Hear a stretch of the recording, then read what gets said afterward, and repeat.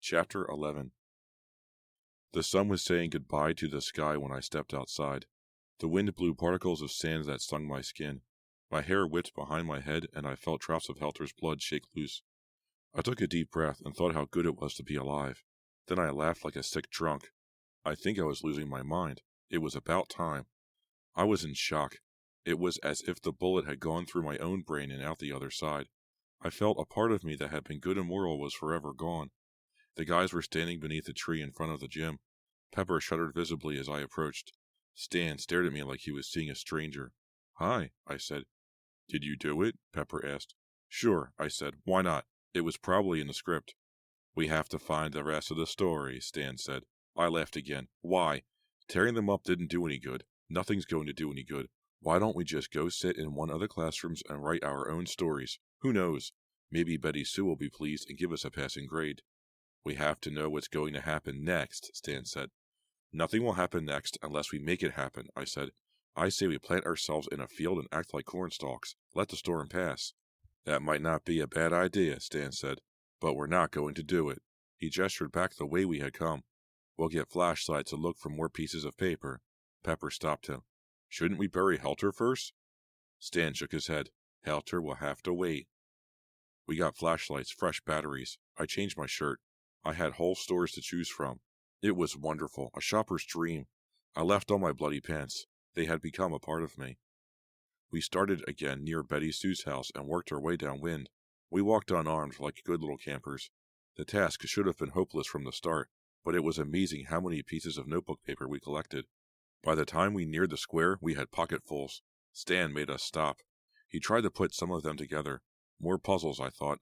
It was now entirely dark, but the lights in the square were still working, and we were grateful for small favors. "What if we don't put them together?" I asked, as Stan taped in the beams of our flashlights. "What if they don't work unless we read them?" Stan glanced up. "I doubt Steve Kinder read his story." "Which one was he?" Pepper asked. "The boy who got cancer after he moved away from here," I said. I waved my hand at Stan.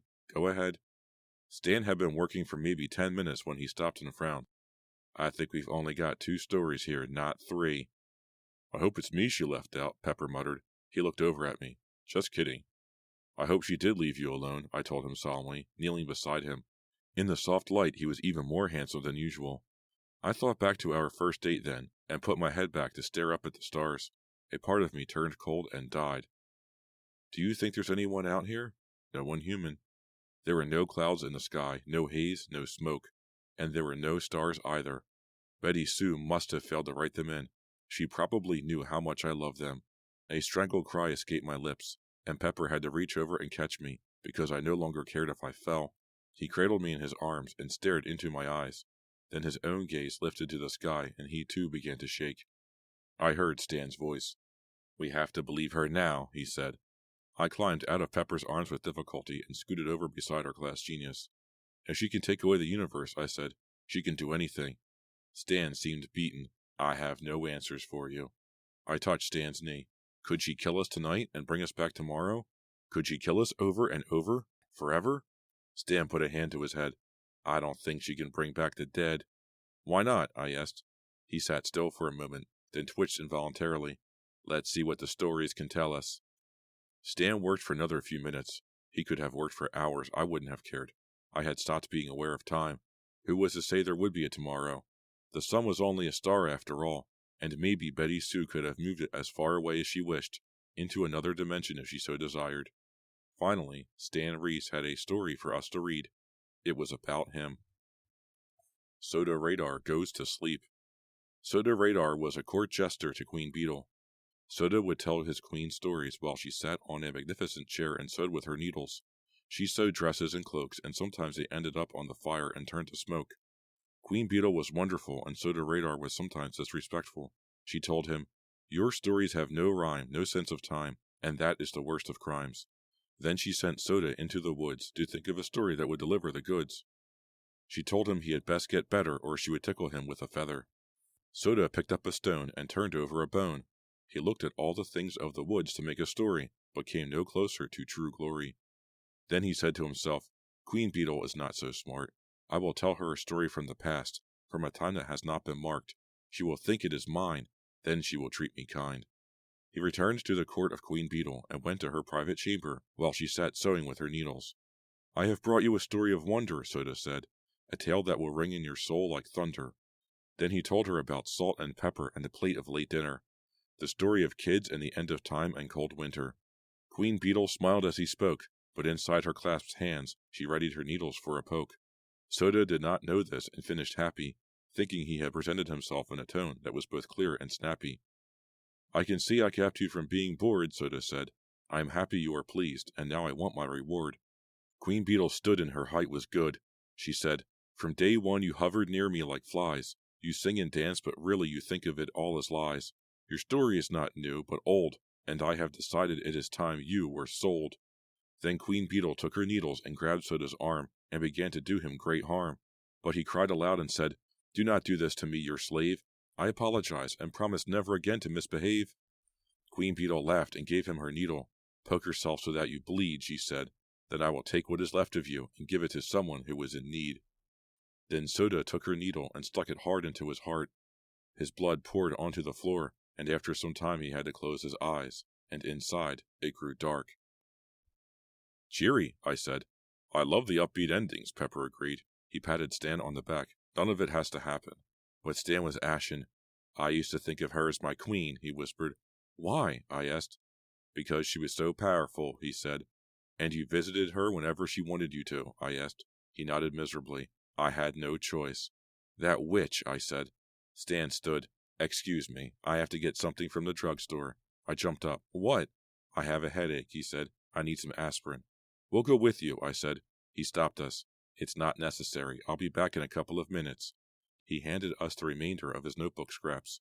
"See if you can piece together the final story." It was my turn to stop him. "You're okay, aren't you?" I asked.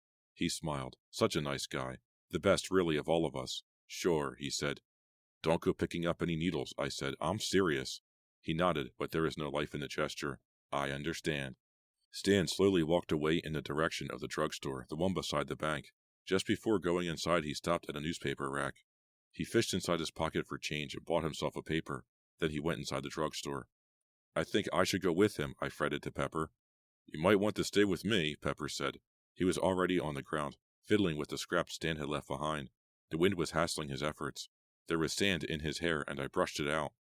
"Why do you need me now?" I asked. He glanced at me. "Because, in case you didn't notice, I was mentioned in Stan's story, and I can already see that this story's got my name all over it." "Oh." He paused. "Why do you hate me, Rox?" I was annoyed. "I don't hate you. Why do you say something stupid like that?" "You haven't been particularly nice to me today." "Well, I'm sorry, it has been a kind of bad day." I propped my hands on my hips, a gesture I never normally used. You haven't been nice to me either." Pepper tried to lean over and touch me, but I was standing just out of reach. "What is it?" he asked. "Why don't you tell me?" "Tell you what?" "About your relationship with Betty Sue, for one thing," I said. "I know you had one. Your name is all over her bird diary." He was obviously worried, which did wonders for my confidence in him. "What did it say?" he asked. "Does it matter? I want to know what you have to say." I took a step closer. "We used to tell each other everything, Pepper. Tell me now about her. I don't know how much longer we'll have to talk." He stared at his feet, sitting perfectly still for a minute. He closed his eyes, keeping his hands pressed on top of the scraps of the last story. "I went out with her a few times," he said finally. "She had a mystery about her that I found fascinating. But we didn't do anything interesting." He opened his eyes and shrugged. "We went to a couple of movies, ate dinner a few times." "Did you kiss her?" He hesitated. "Yes." "Did you have sex with her?" He faced me straight on, his dark eyes wide. "No, Rox." "Did you go out with her after you went out with me?" "No." He raised his hand. "I swear to God I didn't." I took a deep breath. The world had come to an end. The stars had been vanquished, yet I felt so relieved. I leaned down and gave him a tight hug. "You sure know how to pick 'em," I said. "Are you referring to yourself or to her?" he asked.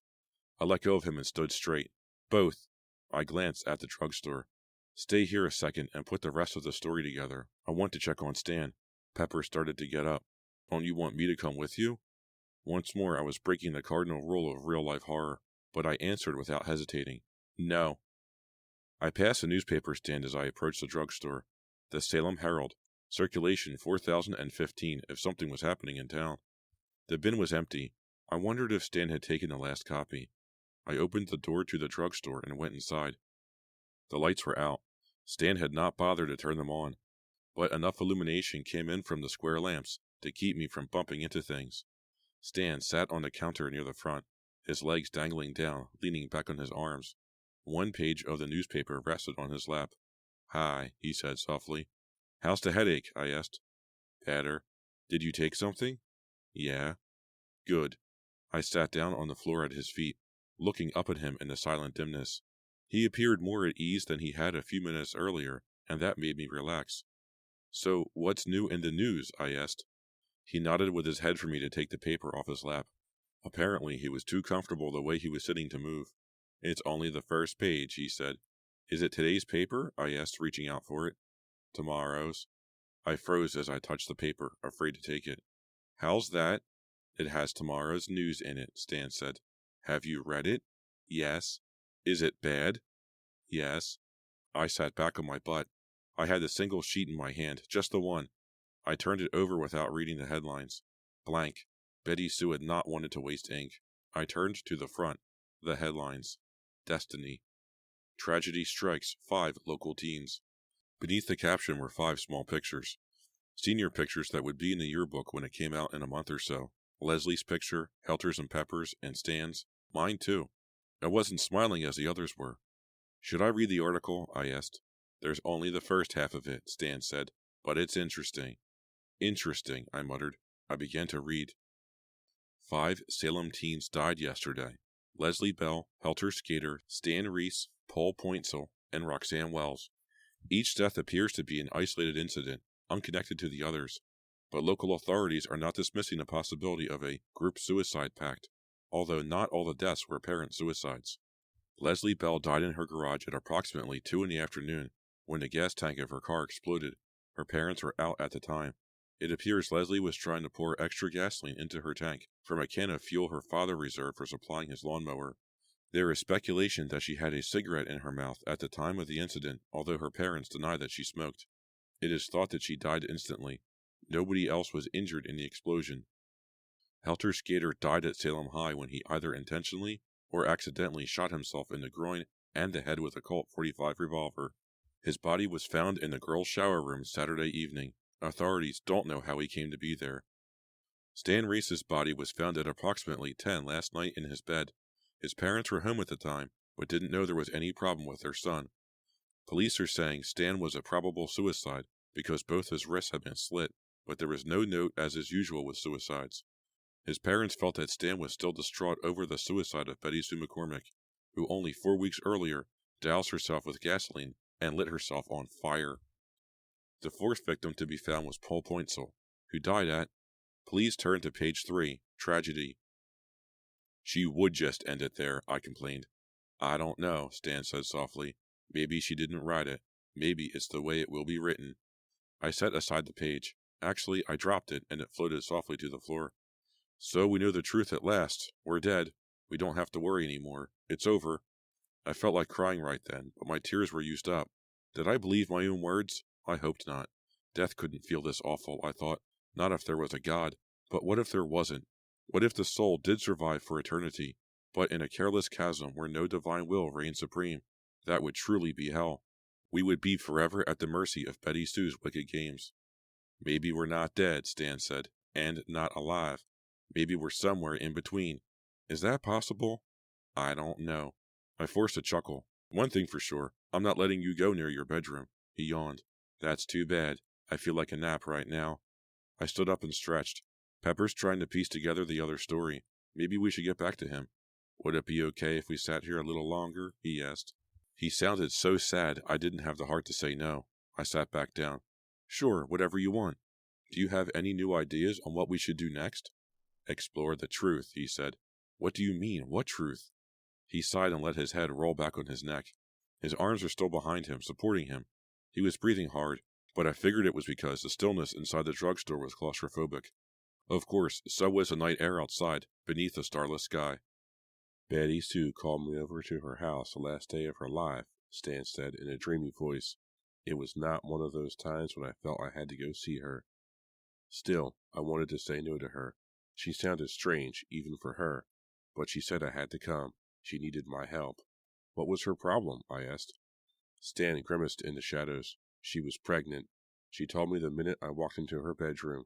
She said she had to get rid of the baby, and she had to do it that day. Do you know who the father was? Stan thought a moment. No. Did the father know she was pregnant? I think so. Go on, I said. Stan's head came forward and hung over slightly. He seemed weary to the bone. His breathing was definitely labored. This is the thing I didn't want to tell you about, he said. She was playing with me. Maybe she was already playing with all of us. She wasn't really pregnant? He shook his head. She was and she wasn't. She had already started to get rid of the baby. At least that's what she said. Even before I asked, and he answered, I felt sick to my stomach. What do you mean? I whispered. Stan sighed. I don't know the gory details, thank God. But she said she had done something to her insides. When I got there, she was hemorrhaging internally. She looked fine at first, but then she told me what was happening. Then I saw stains on her. I didn't even want to say it. I believed she was telling me the truth. She wouldn't let me take her to the hospital. She wasn't scared. Like I told you earlier, she was happy. She told me she had an exciting evening planned. I pressed my hands to my ears. I can't listen to this. Stan was sympathetic. I understand. I begged her to let me help her, but she refused. She said she knew how to take care of herself. She said she was going to make herself invincible, so that nothing could ever hurt her again. Then she would come back in style. Come back? Spooky, yeah. But first she said she had to take care of some unfinished business. She wanted me to get her a few things. What kind of things? Pictures of Helter and Leslie and Pepper and you. She also wanted a picture of me. She needed them to make voodoo dolls? I asked. I never thought of it that way. Yeah, in a sense. Her stories are like those dolls. Why did she want you to get the pictures? I asked. I was probably her only friend, and I was on the yearbook staff. It was easy for me to obtain the pictures. I got her copies of the ones you just saw on the front page of the newspaper.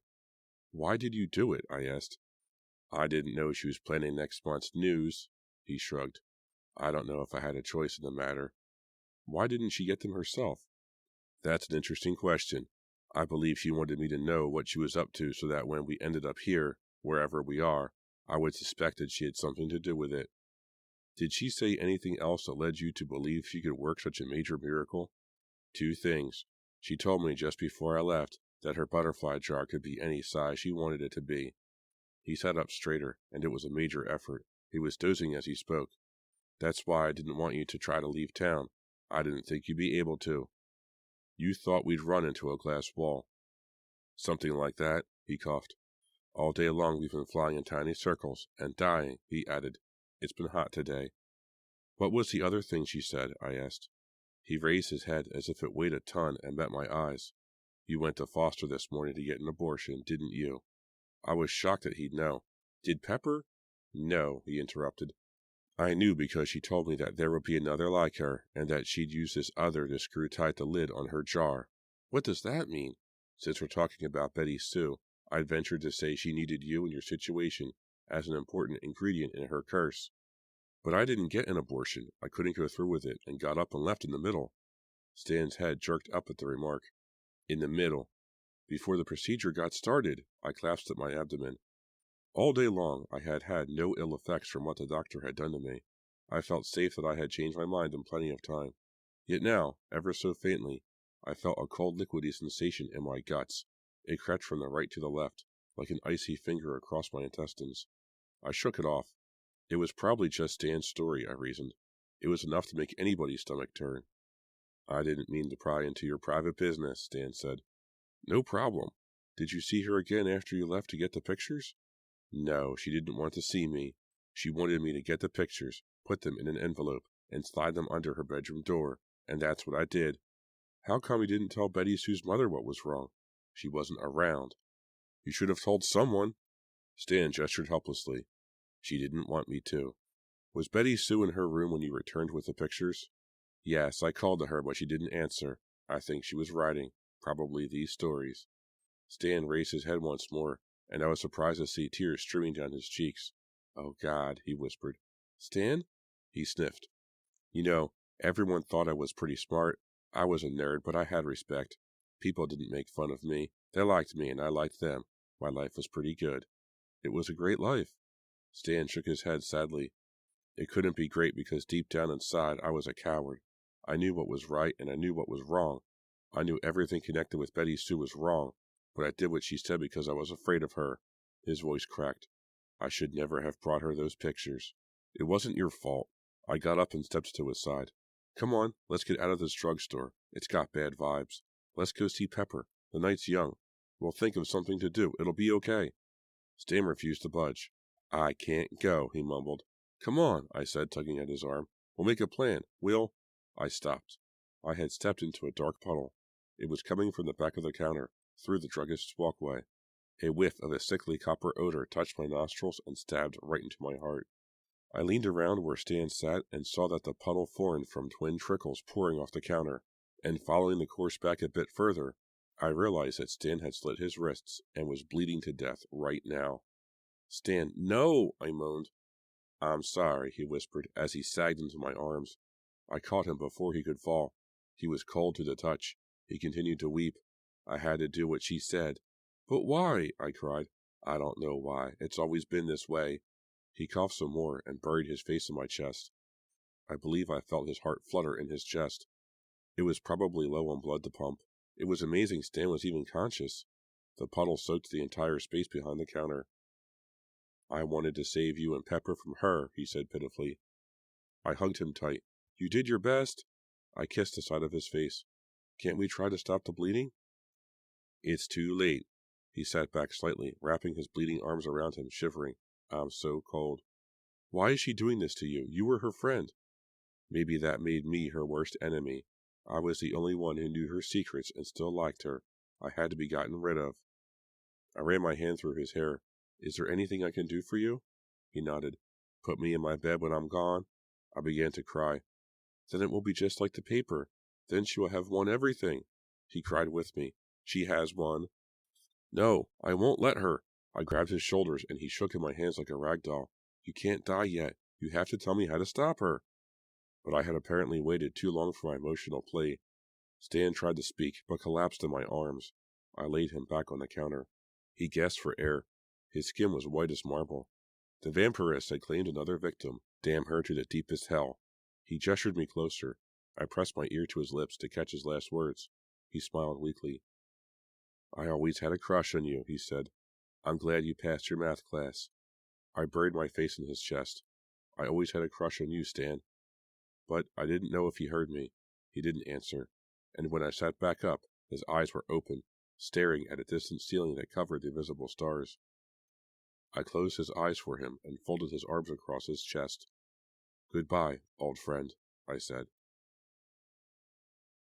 Chapter 12. Pepper took the news hard. Can't say I blamed him. Once there were 5, and now there were 2. I couldn't bear to think which one of us would go next. We have to get out of here, Pepper said desperately. I don't know if we can, I said, thinking of the glass jar. Pepper held me by my shoulders. He looked 10 years older than he had that morning. I hadn't told him about the newspaper. I suppose I didn't want to worry him. We can't stay here, he said. Her power may not extend beyond the limits of the city. I nodded. I had no strength left to argue. We can leave as soon as we move Stan's body to his bedroom. Forget it, Pepper said, letting go of me. Every second we stay here is dangerous. Stan's dead. We can't help him. I turned toward the drugstore. It was his last wish. I'm going to move him to his bed with or without your help. Pepper grabbed me from behind. I had never seen such fear, and I had seen a lot of it that very day. We have to leave now. I read the last story. What did it say? I asked. Stupid question. He pulled a handful of paper scraps from his pocket. It says that I'm going to die, he replied, thrusting the mutilated story in my face. I sat down and put it together. Another voodoo doll. Salt and Pepper for supper. Salt and Pepper were a happy couple. They laughed and kissed, and when they were apart it was as if something was amiss. But they were only spices. All they had were flavor and a few miserable vices. It came to pass one day that Salt and Pepper met Fat Freddy. He said to them, I will take you to my queen. Are you keen? Salt said, I do not know her name. I do not know if the one I think of is the same. But Pepper said, I know this great queen. I have heard she never gets mean. So Fat Freddy took Salt and Pepper to meet Queen Beetle, and they found her sewing in her secret chamber with her needles. Queen Beetle said, I know this Pepper. He kissed me once, but then he left and never wrote me a letter. Then Pepper was afraid and clung tight to Salt. Pepper was so afraid he would not tell Salt it was all his fault. But it was time for Queen Beetle's dinner, and because she was never rude, she invited them to stay. Salt and Pepper said fine, thinking they were hungry and might dine. But they did not know Queen Beetle's hate, and when they looked away she snatched them both and set them on her plate. The queen said, Do not scream, or I will certainly cut you like a bean. But Salt protested, Why are you doing this? Why do you hate? To which Queen Beetle laughed, It is not simply hate, it is much more honorable. It is fate. Then Queen Beetle picked up her knife and fork and reached for her bottled wine and pulled the cork. A toast, Queen Beetle exclaimed, for the flavor Salt and Pepper give to my roast. Then Queen Beetle stretched out with her knife and fork, and Salt was so angry at Pepper that she pushed him onto the queen's pork. There Pepper caught the queen's fork, and it pierced his chest, and he died like a foolish dork. Lovely, I said. I looked up at Pepper from the curb where I was sitting and reading. The wind howled, the sand blew, our flashlights rocked. Such a scene this cruel night. Was this all your fault? I asked. What are you talking about? Pepper asked. I thought of the story Stan had told me, Betty Sue's last day. Never mind, I said flatly. Pepper knelt anxiously at my side. You're not angry at me, are you? I touched his face. No. He glanced down at the story. Please don't get angry at me. I let go of the scraps of paper, and the wind carried them off into the night. I understand, I said. We took care of Stan. We put him in the back seat of my car and drove to his house. We carried him into his bedroom and eased him under the blankets. I wanted to bandage his wrists, but Pepper wouldn't let me. I left the light on in the bedroom. I turned in the doorway and peeked at him one last time. At least he looks peaceful now, I said to Pepper. The dead always do, Pepper muttered. I thought of Helter, what was left of his head. I don't know about that. Then we were outside again, in the dark, windy part of Betty Sue's universe. My car had gas in it. We had got $5 in it that morning at the deserted station. We took Highway 37 out of town, the same road we had taken to Foster for the abortion. But this time we headed north on it. I insisted on it. Pepper didn't mind. He talked as we drove. We'll get to L.A. tomorrow morning, he said. We'll go straight to the beach. We can be walking beside the water when the sun comes up. That sounds wonderful. I stared out the window as Salem shrank behind us. The wind was worse than I could remember all day. Pepper had to fight to keep the car moving in a straight line. We were being sandblasted. By the time we'd reached the other end of the desert, there wouldn't be a speck of paint left on the exterior. You know, it's possible there might be other people in L.A., he said. I respect the thing Stan said. I'm sure Betty Sue was a weird chick. No one can argue with that. But Stan might have taken the thing with her too far. We might find people everywhere. I hope you're right. Of course, I didn't believe a word of it. But if the talk made Pepper feel better, then I wasn't going to argue with him. The front of the car swerved dangerously in a strong gust. We should slow down. I'm only doing 45, Pepper said. Do 35. Pepper nodded and slowed. At least in L.A., we won't have to worry about affordable housing. We'll be able to stay anywhere we like. He glanced over at me. Where would you like to stay? Beverly Hills. Why there? It sounds rich, I said. How about Malibu? It's rich, too, and it's by the ocean. Malibu would be fine with me. We could go see all the sights, Pepper said. It might even be better that everyone's gone. We won't have to wait in any lines. Hey, we could go to Disneyland. We'll have the whole park to ourselves. Won't that be a trip? How will we get the rides to work? It can't be that hard to turn them on. We'll probably just have to push a button or something. I nodded, enjoying the fantasy. It was all we had left. The wind was getting stronger and stronger, coming at us straight on now. Pepper had to keep the gas floored to maintain a meager speed. I want to go on Space Mountain first, I said. You know the names of the actual rides? He asked. I know lots of them. There's Space Mountain, Pirates of the Caribbean, Thunder Mountain, and the Haunted Mansion. Pepper laughed. Maybe we could skip the Haunted Mansion. I laughed too. Yeah, we have Salem for that. Pepper shook his head. Can you believe the stuff that happened to us today? No. I hope when I wake up tomorrow it's all forgotten. So you think we might just be dreaming? The car swerved again harshly. Careful, I cried. I am being careful. Pepper leaned forward and tried to peer through the sandstorm. Our visibility was almost non-existent. Our speed was down to maybe 10 miles an hour. This is unreal, he muttered. Can you see? I asked anxiously. I see what you see. Maybe we should try to leave tomorrow. No, he snapped. The noise of the sand rained in my ears like a meteor storm in outer space. But if we crash, what good will it do us? He was adamant. We're not going back. We'll die if we go back. 10 minutes went by. In that time, we didn't talk about Disneyland or Beverly Hills. We sat in silence because we both realized what was happening. The power of the wind was growing in direct proportion to our distance from Salem. Pepper had the accelerator floored, and we were barely creeping forward. Outside the windshield was a wall of moving brown dust. We're beginning to overheat, Pepper said. Our glass jar, I whispered. What? Pepper yelled over the racket. We have to go back. He shook his head. No! Then just stop the car and we'll sit here. I grabbed his arm. Pepper, it's no use. He took his foot off the gas and stopped the car. We sat for a minute in the loud darkness. It was ironic. All day I prayed for the silence to lift, and now that I had noise, it was driving me crazy. We can't just sit here, Pepper said finally. Turn around. He touched my knee. You won't get mad at me if we go back? Why would I get mad? I'm the one who said we have to go back. He let go of my leg. I just wanted to get that straight. We turned around with difficulty, but once we were pointed toward Salem, we could have returned without any gas. The wind pushed the car happily along until the town became visible. That's when the storm, no big surprise here, suddenly eased.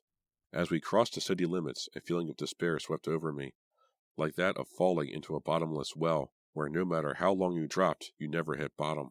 Never feel the icy black water seep into your black heart. Still, you knew it was there for you, eventually, like oblivion, death. Pepper looked over at me. Where would you like to spend the night? He asked. I smiled sadly. Disneyland Hotel. Where else? Your place, I said. But who spoke? Who made us choose that place? I believe it was her. Pepper's house stood silent and black at the edge of town. We parked in the driveway, but we didn't go inside. By unspoken agreement, we took each other's hands and walked to the barn. The cozy hay. Our love nest. God, that night seemed like a million years ago. Indeed, suddenly, it seemed as if it had never happened. At least not to me. It was as if Pepper had been holding on to another girl that night, when he was supposed to be holding me. Many things came clear to me as we stepped inside. They came clear to me in darkness. Yes, it's true, something swept over me all right. Perhaps the wind brought it. I cannot explain the power of it except to say it was profoundly subtle. So subtle, I didn't know at the time if it wasn't of my own making.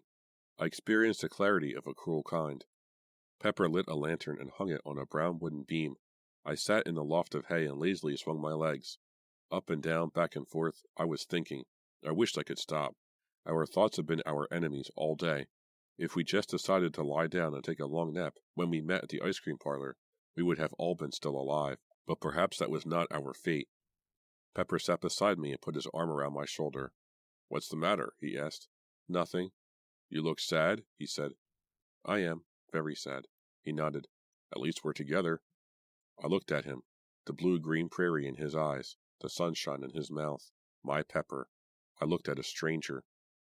Did you sleep with Betty Sue? I asked. He blinked. No.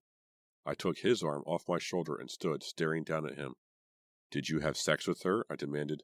He got up also and stood in front of me, up on the loft. On the soft hay in the soft light of the warm lantern. No, he said. I chewed my lower lip. I tasted blood. It tasted like it had been mingled and polluted with another's blood. That was true in a sense, I thought. I was carrying Pepper's child. What blood would pump in the veins of that child? It made no difference to me right then that the fetus hadn't even grown a heart yet. I felt as if I was no different from the undeveloped baby. Suddenly, my heart was not working. All I could do was think of Pepper in the arms of Betty Sue, both of them naked, both of them having fun. My boyfriend, my true love. Honest to God, if I hadn't loved him so much, it couldn't have hurt so much. But that is, I believe, why God gave us love, so that we could feel pain. It made us that much more mortal. It made us that much less than God. In the end, all love did was bring pain to me. God damn the way things are, I thought.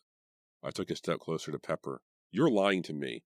He shook his head quickly. No, rocks. You're lying to me, I screamed. You screwed her. You got her pregnant. Pepper froze. The life simply fell out of his face. Then he raised his hands to cover his face.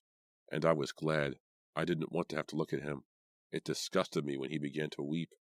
I'm sorry, he moaned. I didn't want to tell you because I didn't want to hurt you." He shrugged. No, he shook. He trembled as if the blood in his veins had become ice.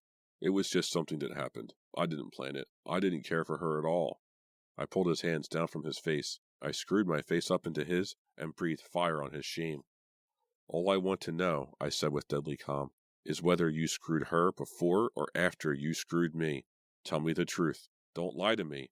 If you lie to me, I'll get angry, and we both know how dangerous that can be." He twitched. "Before." I sucked in a breath and slowly reached up and grabbed him by the collar. "And after?" I asked. He twitched again and swallowed hard. "Just once," he said. I let him go. "I see," I said. Then I shoved him backward, not all that hard, but he fell. I watched him fall over the wooden railing, off the loft, and onto the soft hay below. No big deal. I had done almost the same thing the night we made love. But I should have remembered that night better. It hadn't been that long ago, that close call. I should have at least remembered Betty Sue's story. Queen Beetle and her fork digging into her peppery pork. The pitchfork was in the hay. It was hidden, just barely, beneath the light brown straw. Worst of all, it was pointed up. Pepper landed on it on his back, and in an instant all 6 blades pierced his chest. I saw them pop out the front. Red steel going through the cotton shirt I had bought him for his birthday. Blood mushroomed over his front. I saw him open his mouth and try to scream, but blood poured from around his teeth and drowned him out. God, there was so much blood. "Pepper," I said as I stared down at him from the loft. I didn't know what else to say. I couldn't very well say I was sorry, although suddenly I was more sorry than I had ever been in my life. The power of the spell had been broken at last. I understood that's what my anger had been. Leslie had taken up smoking because she was under a spell. Helter had fired repeatedly into his own reflection because the curse was working on his mind. Stan had slit his wrists open because she had told him to. In my own way, I had done what I was told. Pepper gagged. I climbed down from the loft and knelt by his side. Betty Sue had lined us all up, and now she was almost through knocking us down. This was the 3rd time in one day I had knelt beside a dying friend. It wasn't getting any easier. Oh no. I looked at him, struggling like a pinned butterfly trying to free itself of a painful needle, and I could not understand. I just refused to understand such horror. I thought that if I did, I would know the universe's worst secret. What a joke. I knew it already. No matter how bad things got, they could always get worse. "Pepper," I said, and took his trembling hand. He couldn't lay still, couldn't lay back. The damn thing had him propped up in severe discomfort. I watched the red liquid soak down from each individual gleaming knife. It wouldn't be long, I thought. Pepper looked over at me like a sad boy who had lost his mommy. I would have yanked the pitchfork from his back and thrust it through my own chest if it would have eased his sorrow the tiniest bit, but it would have done nothing, so I did nothing. "I'm sorry," I said. "Rocks," he gasped. I leaned closer, placing his hand on my heart. "Yes?" "I'm sorry, too," he whispered. "You were first, only one." I nodded. I understood. He hadn't lied to me, not really. "You were my first and only." He glanced down at the red blades protruding from his chest. Blood trickled out the side of his mouth. "No escape," he moaned. I put my free hand on his forehead. He felt warm, and for a second I worried he was catching something. Silly me. I had always wanted to take care of him, always and forever. "There is an escape," I said. "We've already taken it. We escaped when we fell in love at the reservoir. The spaceships came for us and carried us up to the stars." I kissed his face. "I'll be with you soon, sweetie. We'll go to the stars together." I began to cry. I didn't want to. I wanted to be strong for him, as he had been strong for me these last few months. I pressed a bloody hand to my eyes, but my tears just ran red and wouldn't stop. All the things that had happened to me so far, they were nothing compared to this. They were like the dream, and this was the painful reality. My life hadn't really started until Pepper had entered it. Now I felt my life ending, even before Betty Sue could get her hands on me. "Wait for me," I cried. "Please?" He looked at me with exhausted eyes. "Rocks. Love you." I nodded vigorously, sobbing uncontrollably. "I love you too." I hugged him, my arms going around him and the metal prongs. I think it was all right to squeeze him tight. I had done it before. I used to squeeze him so hard I pretended I was squeezing his soul into my soul, but right then, I didn't have to pretend. I felt it was real this time. His soul, his love, so warm, so sweet, so soft, it was like I could touch it directly. All of Betty Sue's lies had washed off me. Thank God I'd had a chance to love this guy, I thought. It had made all the pain worthwhile. Thank God, I said, opening my eyes and seeing his eyes closed. His pain was over. He was dead. Thank God, I repeated.